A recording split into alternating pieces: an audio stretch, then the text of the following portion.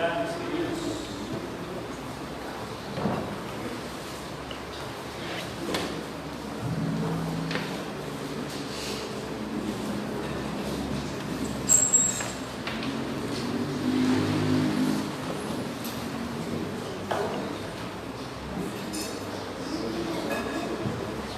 Muito bem. Os amados, tem uma frase, um texto que nós temos usado, uma frase que inclusive está no material que os irmãos estão estudando no seminário de louvor, que diz assim: o louvor é o reconhecimento das perfeições de Deus, também o reconhecimento das suas obras e do sacrifício. O louvor é centrado na pessoa de Deus por causa das suas excelências naturais. É o ato através do qual contemplamos e confessamos seus diversos atributos, tornando-os publicamente conhecidos. Gostei dessa definição, porque louvor ele tem que ter esse sentido de revelar Deus, não é revelar o homem, não pode ser voltado para o egocentrismo, para o homem como centro, mas Deus é o centro. Então sempre quando nós cantamos, nós temos que ter esta visão da centralidade de Deus através daquilo que nós cantamos. E louvamos a Deus pela vida dos nossos irmãos, hoje estão nos ajudando. Bem-vinda, Duda está ajudando a gente também no louvor agora, né? Acabou de chegar, né? A gente está aqui, já chega, trabalhando, né? Bem-vinda, Deus abençoe sua vida, viu? Muito bem, vamos abrir as nossas Bíblias e vamos ler o Evangelho de João, no capítulo 2, um texto bem conhecido dos irmãos, tenho certeza disso. Eu quero conversar um pouco hoje com os irmãos sobre os princípios para uma vida feliz, ou para uma família feliz. Quais seriam esses princípios? Se mês de maio, mês da família, quais são os princípios que nós temos na palavra de Deus que nos ajudam a entender como trazer essa realização para nós como família? Vamos conversar um pouquinho sobre isso a partir daquele milagre de Jesus, onde ele transforma a água em vinho. Vamos abrir aí João capítulo 2, de 1 a 11. Vai ser projetado o texto aqui da versão NVI. Os irmãos podem acompanhá-lo também, caso assim desejem.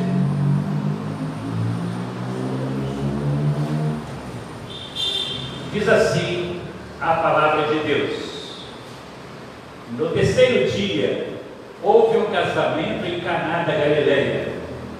A mãe de Jesus estava ali. Jesus e seus discípulos também haviam sido convidados para o casamento. Tendo acabado o vinho, a mãe de Jesus lhe disse: eles não têm mais vinho.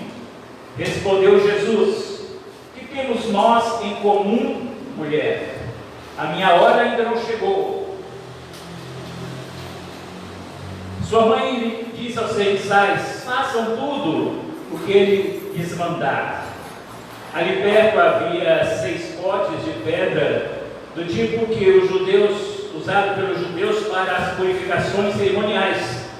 Em cada um desses potes cabiam entre 80 e 120 litros. Disse Jesus aos serviçais: encha os potes de água, com água, e o encheram até a borda. Então lhes disse: agora leve um pouco ao encarregado da festa. Eles assim fizeram. E o encarregado da festa provou a água que fora transformada em vinho, sem saber de onde esse viera, embora o soubesse os serviçais que haviam tirado água. Então chamou o noivo e disse: todos servem primeiro o melhor vinho, e depois que os convidados já beberam bastante, o vinho inferior é servido. Você guardou o melhor até agora. Esse sinal milagroso em Caná da Galileia foi o primeiro que Jesus realizou. Revelou assim a sua glória, e os seus discípulos creram nele. Amém? Amém. Senhor, nos dê graça de entendermos a Tua palavra nesta noite. Que o Espírito Santo do Senhor revele essa palavra à nossa mente, ao nosso entendimento. Da maneira que a Tua palavra, ao ficar entronizada em nós, dentro do nosso coração, nós sejamos levados a uma vida transformada pelo Senhor. Amém. Obrigado, Pai, por esse momento, em nome de Jesus. Amém. Meus irmãos, eu quero conversar com os irmãos dentro desse tema, dos princípios para a família feliz, fazendo duas considerações ou duas perguntas iniciais. No seu entendimento, o que você acha que pode tornar a sua família feliz? Pense na família do outro, na sua. O que você acha que poderia torná-la melhor ou tornar uma família feliz? E a segunda pergunta, a gente vai tentar respondê-las durante a meditação. A segunda pergunta a ser feita a você: quando você pensa em família feliz, o que é que isso vem à sua mente? O que você pensa quando você ouve esse conceito de família feliz? Meus irmãos, talvez seja muito difícil a gente entender esse conceito de família feliz, ou responder a essas questões, as perguntas que foram realizadas, porque nós vivemos um mundo, vivemos um tempo, onde a cada dia que passa, o individualismo, ele tem sido algo característico da nossa sociedade. O ser humano tem vivido nesse individualismo, e esse individualismo tem produzido também um egoísmo muito grande na vida das pessoas. E com isso, há uma luta ou uma busca pela autofelicidade, pensando sempre na nossa felicidade. Raramente as pessoas estão pensando na felicidade do outro. O que importa para ela é ela ser feliz. O que importa para muitos é essa autofelicidade. Esse tempo que a gente está vivendo, caracterizado porque os valores eternos, os valores deixados, revelados pelo Senhor na sua palavra, têm sido deixados de lado pelas pessoas. Tem se buscado essa realização a partir de alguns conceitos humanos do que seja a felicidade segundo o padrão do mundo. Qual que é o padrão do mundo? O padrão do mundo, a Bíblia diz que é o padrão do mundo que jaz no maligno. Então ele vai apresentar o conceito de felicidade, não que venha da parte de Deus, mas um conceito de felicidade que procede totalmente de indicações malignas para o mundo controlado por esses poderes satânicos no tempo que nós vivemos. Então nós precisamos entender esses momentos, discernir esses momentos da nossa vida, para nós entendermos o que é realmente termos a família feliz. Porque, meus queridos, o dia a dia, a dinâmica de muitas pessoas tem sido, por causa desse egoísmo, pensar o seguinte: olha, importante sou eu, importante é a minha felicidade, e eu vou fazer o que for possível para a minha realização, mesmo dentro de famílias cristãs, tá, meus queridos? Estamos falando de conceitos de famílias de fora, não. Alguns pensam que ela deve ser feliz da maneira que ela quiser, porque o que vale é a sua realização. Mas será que é isso mesmo? Vejam que Paulo diz, escrevendo a Timóteo, na primeira epístola de Timóteo, capítulo 5, versículo 8. Vejam que Paulo diz aí: olha, se alguém não cuida de seus parentes, e especialmente os da sua própria família, fez o quê? Fez o quê? Negou a fé. Que mais? É pior que o descrente, é pior que o incrédulo.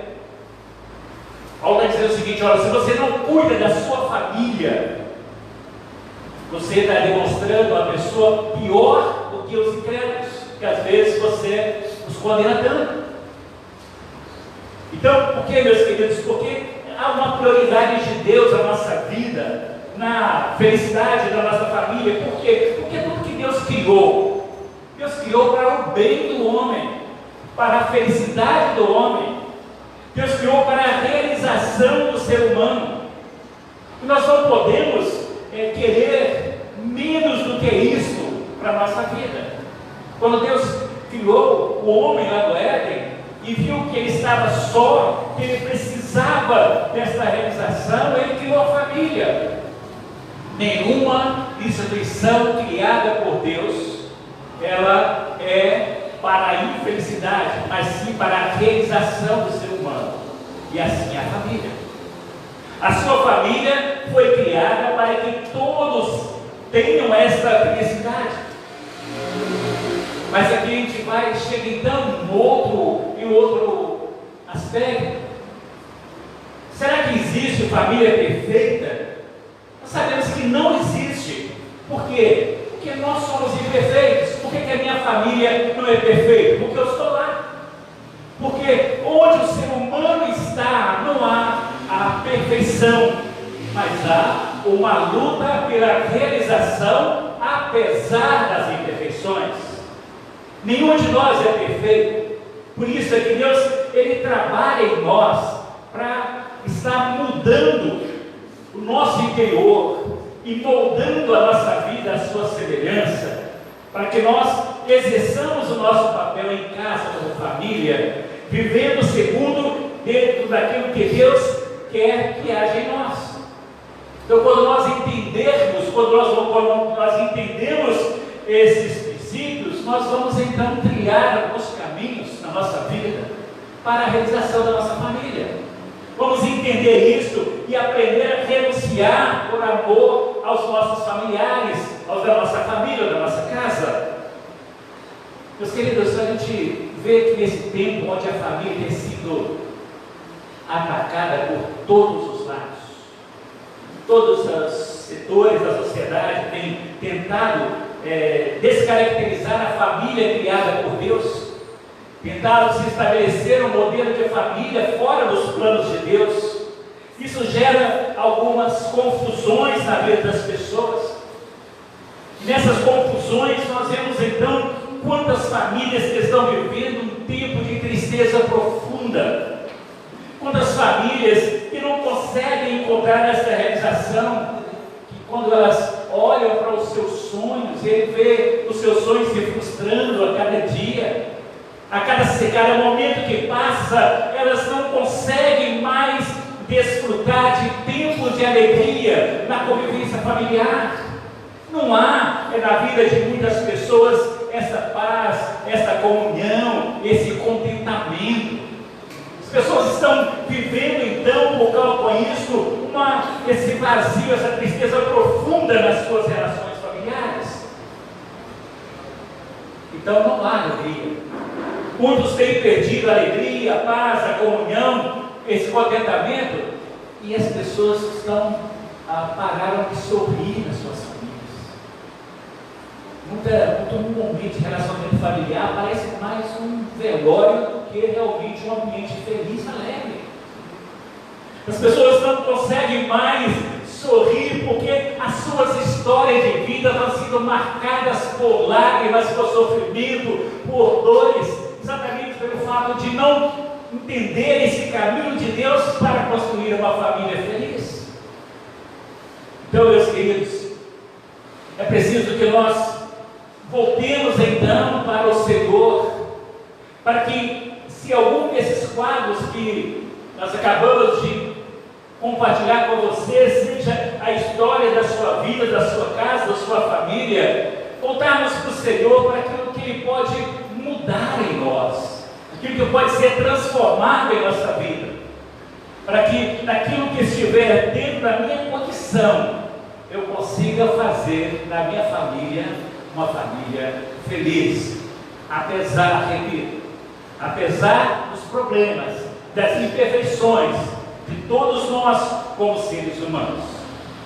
E, meus queridos, a primeira lição que nós aprendemos, o primeiro conselho que nós recebemos na palavra de Deus, o texto que nós lemos nesta noite nos ensina se nós queremos construir uma família feliz, nós nunca podemos deixar faltar o que é principal na nossa casa.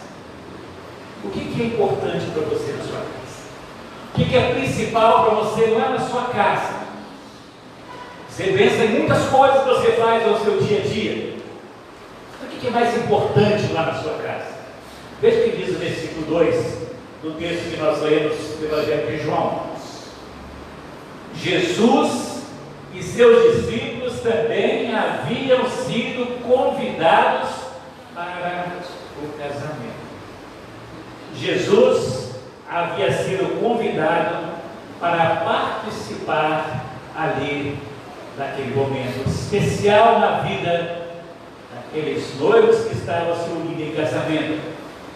E, como sempre, Jesus, quando ele é convidado para estar presente. Ele se manifesta, ele mostra que ele está em todos os lugares, mas a revelação dele só se dá no momento que nós permitimos que ele se revele a nós. Então, quando Jesus ele chega naquele lugar, o que nos faz então ver a situação ocorrida ali naquela casa, que naquela situação que estavam vivendo, em determinado momento, Jesus deixou de ser simplesmente convidado. Ele foi ali como convidado, mas ao chegar lá, ele deixou de ser simplesmente o convidado, se tornou o Senhor daquele casamento. Às vezes começa assim mesmo, o convite para Jesus estar ali. Mas no momento quando as coisas começam a terem consequências por causa do nosso lado humano, dos nossos erros, é nesse momento quando Jesus está ali, que ele vai deixar de ser simplesmente alguém que nós convidamos para estar ali assistindo, vendo o que está acontecendo. Ele vai então interagir e vai agir de forma que ele vai mudar completamente a posição dele naquele lugar, de convidado a Senhor.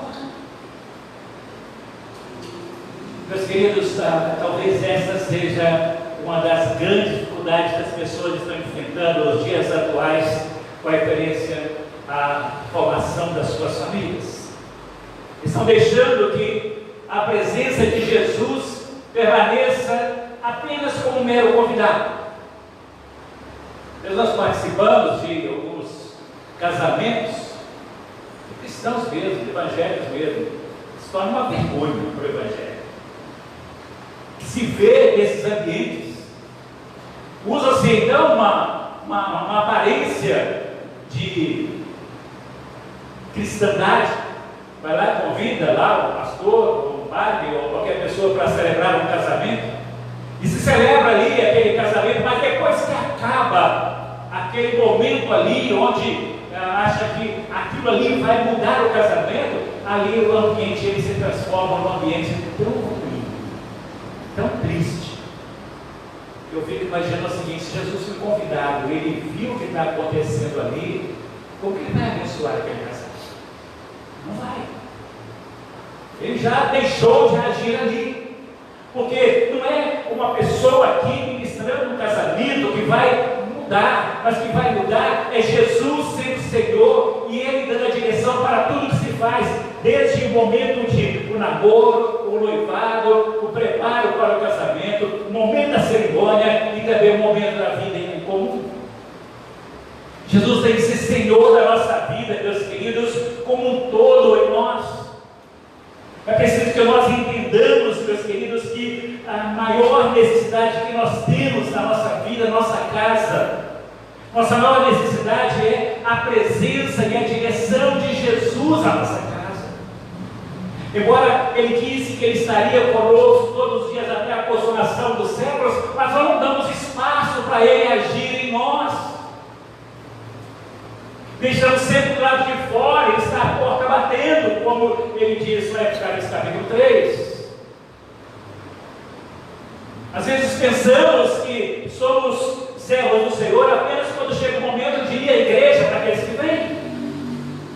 A semana passa sem que não tenha qualquer vestígio naquela casa que é a presença de Jesus Jesus está ali naquele lugar, meus queridos.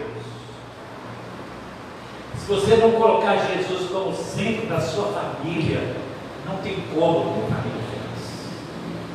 Não existe a felicidade na família sem Jesus estar ali na sua casa. As pessoas pensam que dinheiro, conforto, e começam a correr atrás dessas coisas, acham que isso vai trazer felicidade para a família. Nós observamos o número de separações cada vez maiores na alta sociedade, exatamente por causa disso. Porque, meus queridos, são coisas que nós tentamos colocar substituindo a presença de Deus na nossa vida, na nossa casa. Não queremos pagar o preço pela renúncia por Jesus ser Senhor da nossa vida, porque nós queremos fazer tudo aquilo que o mundo faz, sem refletir Jesus na nossa casa. É exatamente por isso, meus queridos, que muitas famílias estão nesse processo de degradação tão grande. Sua família pode ter tudo, pode ter dinheiro, pode ter conforto, saúde, você pode ter muitos amigos que frequentam a sua casa, você frequente a casa deles, pode ter conforto, mas se não tiver a presença e a direção de Jesus na sua família, não é o lar onde a felicidade vai reinar. Tem uma expressão, um escritor, um pastor chamado Charles Foster, você já deve ter ouvido essa expressão. Ele diz assim: nas prioridades nós temos que ter na nossa casa. Ele fala assim: olha, adore a Deus, ame as pessoas, ou ame a família, e use as coisas. Vou repetir, porque nós não podemos inverter essa sequência de forma alguma. Adore a Deus primeiro. Você não adora a sua família, você adora a Deus. Você ama a sua família, ama as pessoas, e as coisas que você tem, você as usa, não são elas que usam você. Você não vive para as coisas, você vive para Deus e para as pessoas, e as coisas é para servi-los. Mas as pessoas estão invertendo isso, elas estão vivendo a sua vida em função das coisas. É a busca desenfreada pela autorrealização, uma busca desenfreada pelo sucesso, pela projeção, por melhor formação, por melhor condição financeira, com a projeção maior. E é exatamente assim que nós estamos vendo essa ordem sendo alterada e as famílias se tornando cada vez mais infelizes. Então lembre sempre disso no contexto da sua família: Deus, as pessoas e as coisas.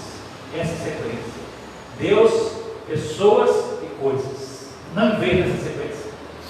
Você seguir essa sequência na sua vida familiar, creio que você terá então uma família feliz. Porque, meus queridos, somente a presença de Deus, somente a manifestação de Jesus na sua vida pode trazer paz para o seu coração, pode trazer realização e dar sentido à sua vida como família.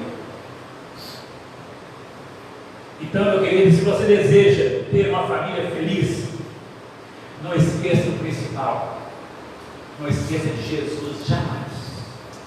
Ele tem que ser o principal, primeiro em todas as coisas. Segundo conselho, o último que nós vamos ver hoje, apenas esses dois, depois nós vamos ver mais alguns. Segundo conselho que nós temos aqui na palavra de Deus, que para construir uma família feliz, nós precisamos ser ágeis, sermos rápidos para discernir quando a alegria está acabando dentro de casa. Precisamos ser ágeis, precisamos ser rápidos em discernir quando ela está acabando. Como que isso aconteceu no texto que nós lemos? O texto diz no versículo 3 que, tendo acabado o vinho, a mãe de Jesus lhe disse: eles não têm mais vinho. Veja que o que nós vemos ali é que Maria estava usando a sua sensibilidade espiritual e a profunda percepção feminina. A mulher tem essa facilidade de enxergar coisas que nós homens jamais enxergamos. Não houve nenhum tipo de alvoroço, não houve nenhum tipo de transtorno naquela festa. Aquela mulher simplesmente livrou aquela família de um grande vexame. Ela não fez milagre algum, mas ela sabia como resolver o problema. Ela percebeu então que o vinho estava acabando, que alguma coisa deveria ser feita. Ela não ficou parada, ela tomou atitude. Ela não guardou o problema só para ela, esperando para ver o que poderia acontecer, ou saiu criticando a família porque estava faltando a bebida ali naquela festa.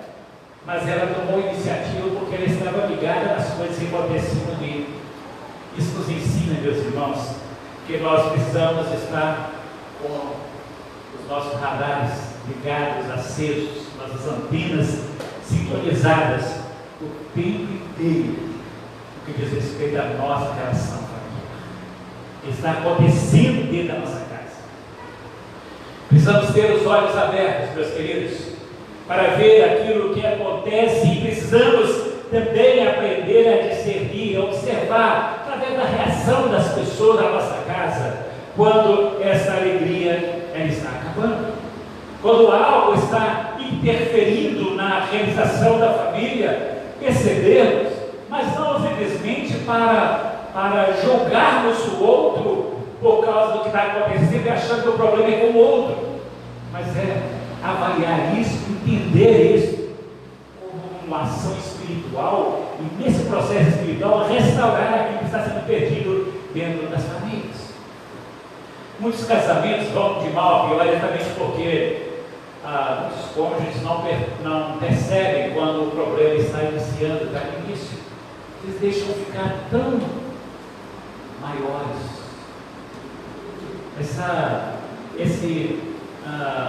Tiago fala, né, que um grande incêndio começa com uma pequena cegueira.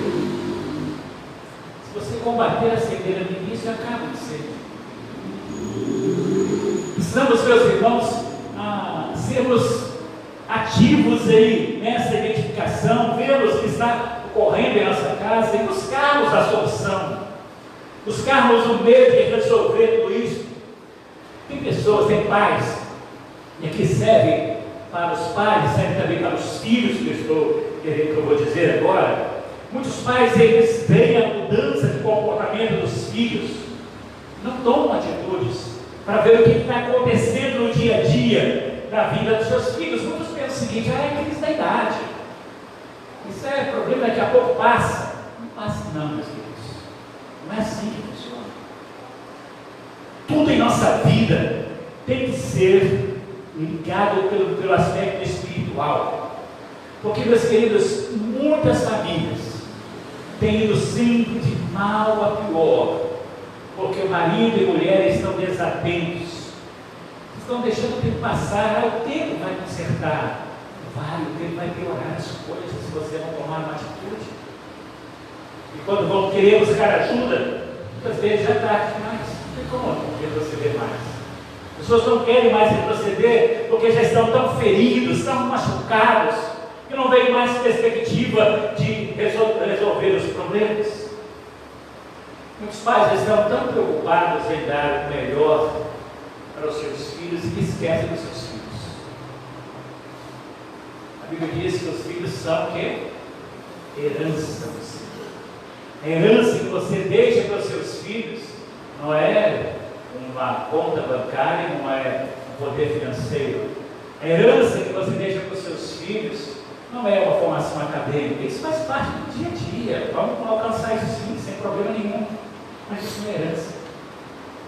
A herança que Deus, você deixa para os seus filhos, é eles terem conhecimento de Jesus, eles terem a vida rendida a Jesus, eles terem entregado a sua vida a Jesus, porque eles viram Jesus em você, que você os ensinou não a seguir o caminho, mas você os ensinou no caminho, como diz o Provérbios 22:6. Ensina o menino no caminho que ele deve andar. É no caminho, você está andando com ele.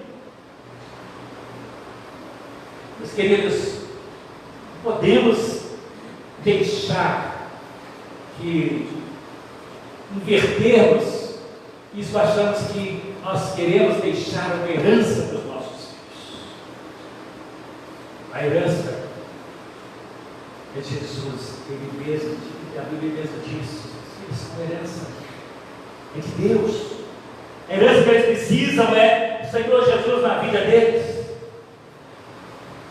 Vou dizer uma coisa aqui, talvez muitos podem não concordar comigo, mas dentro dos princípios bíblicos eu entendo que é assim que deve funcionar. No dia a dia, estamos no diálogo, fazer as perguntas necessárias aos cônjuges para resolver a relação, primeiro entre marido e mulher, mas quando se trata então da relação com filhos, nós precisamos ser mais criteriosos com os nossos filhos, especialmente quando eles ainda são crianças ou adolescentes. Depois que chega a fase adulta, aí já é comigo, você não tem nada mais que você pode fazer. Se você não fez quando criança, adolescente, aí você tem que colocar o joelho no chão e pedir a Deus para quebrantar o coração dele, porque não vai mudar.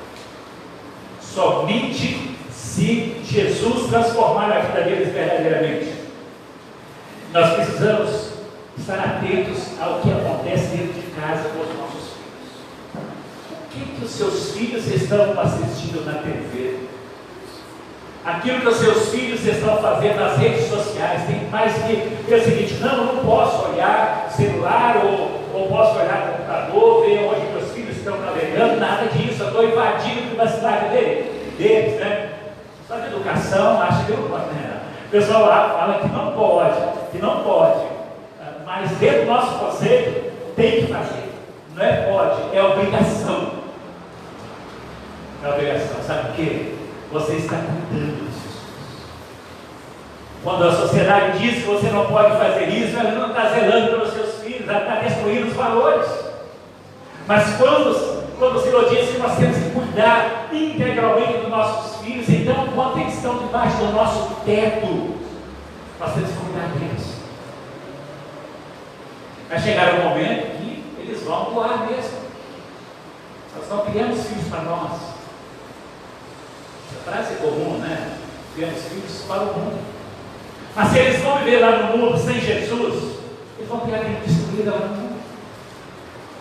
Estamos entregando os nossos filhos para serem controlados pelo poder de Satanás nesse tempo. Se nós não colocamos Jesus como prioridade, se nós não cuidamos das coisas básicas dentro de casa, mesmo que ele fique um pouquinho, momento, ele fique assim, um pouco aborrecido com você, por você fazer isso, por você ser zeloso por ele, em cuidar, em olhar, investigar mochilas, bagagens, coisas que seus filhos estão levando para dentro de casa. Quantos filhos? Tem muitos crentes que envolvem uma pessoa lá fora, começam a usar drogas, levam droga para dentro de casa, os pais não ficam sabendo de nada, porque não olham nada.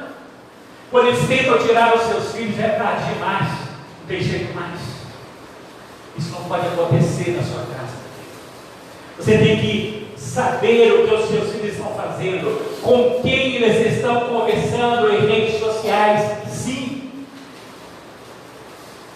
existem muitos pedófilos, estupradores, usando perfis falsos para seduzir os seus filhos. E se você não tomar atitude, eles vão tomar e vão assumir o controle sobre seus filhos.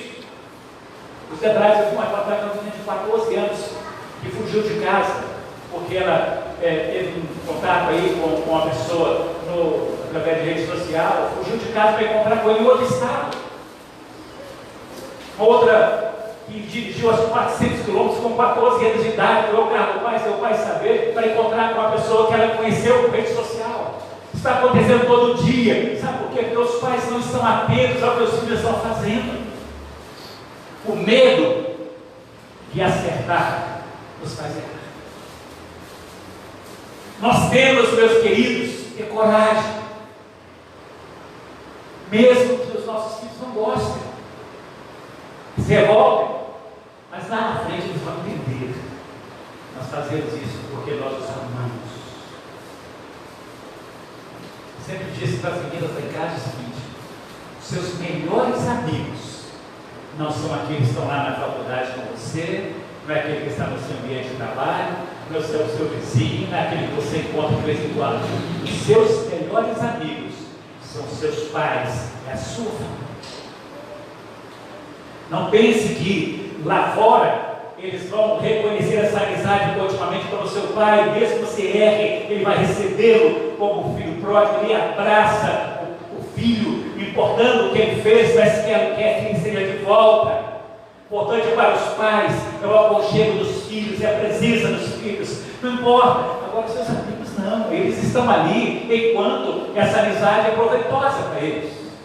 Então, meus queridos, cuide dos seus filhos, para que o mundo não cuide deles. Ame os seus filhos, todos os momentos.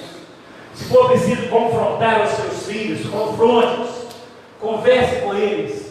Não faça vista grossa para os problemas que estão passando ali diante dos seus olhos. Porque ele vai chegar um dia que estourar adultos, você não pode mais fazer isso. É duro e é doloroso saber tantos passos que estão destruindo a nossa família. Mas é melhor, meus queridos, nós discernirmos tudo isso, enquanto existe ainda a possibilidade da reconstrução, do resgate dessas pessoas enquanto agidas. Então, faça ali como Maria fez naquela festa. Tome atitudes rápidas quando for necessário. Mas salve a sua família, resgate a sua família. Próxima semana nós consideramos outros aspectos importantes para que nós tenhamos uma família feliz. São princípios, meus queridos, e se nós aprendermos com eles, verdadeiramente, eles vão transformar a nossa vida, a nossa história, a nossa casa e a nossa igreja. Vamos orar? Pedir a Deus que tenha misericórdia de nós, dê graça para entendermos isso. Senhor, em nome de Jesus, diante desse desafio na Tua palavra, precisamos entender, Deus, tudo isso que o Senhor está nos dizendo. Às vezes é tão difícil, no dia a dia, colocar isso em prática. É exatamente nesse momento que nós precisamos da Tua graça, Deus. Tua graça que nos basta. O poder do Senhor, diz a Tua palavra, que aperfeiçoa naquilo que é a nossa fraqueza. Temos problemas, dificuldades, mas quando a graça do Senhor nos envolve, ela nos resgata, nos restaura. E essa graça que nós queremos, Deus, que possa chegar hoje nessas famílias, nessas casas, as pessoas que estão aqui nos ouvindo nesta noite, que estão aqui no templo, os que estão na sua casa, que estarão acompanhando isso posteriormente, Pai, mas que a graça do Senhor alcance cada um deles, Pai, onde quer que estiver. Deus, para que a família seja transformada, ela é do Senhor. Família antecede ao pecado do mundo.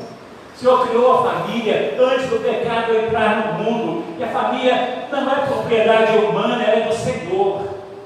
É isso que nós queremos, Deus, que o Senhor seja o Senhor da nossa família, que é o Senhor da nossa casa. Assuma o controle, Deus, daquilo que nós falamos, daquilo que nós comentamos dentro de casa. Assuma o controle daquilo que nós ouvimos, que nós vemos, Pai. Assuma o controle da nossa vida, Deus, de tal forma que a nossa família, a nossa casa seja o lugar onde Deus habite. Que eu possa levantar nesse lugar homens e mulheres que aceitem o desafio de Josué e declarem os céus e na terra que eu e a minha família serviremos ao Senhor. Mas em nome de Jesus, faz a obra do Senhor nessas vidas. Nós oramos, Pai, nós agradecemos e entregamos as nossas famílias ao Senhor nesta noite, orando em nome de Jesus Cristo. Amém. Vamos louvar o Senhor. Quando nós cantamos, os irmãos irão ter a oportunidade de dedicar ao Senhor seus dízimos e suas ofertas nesse momento.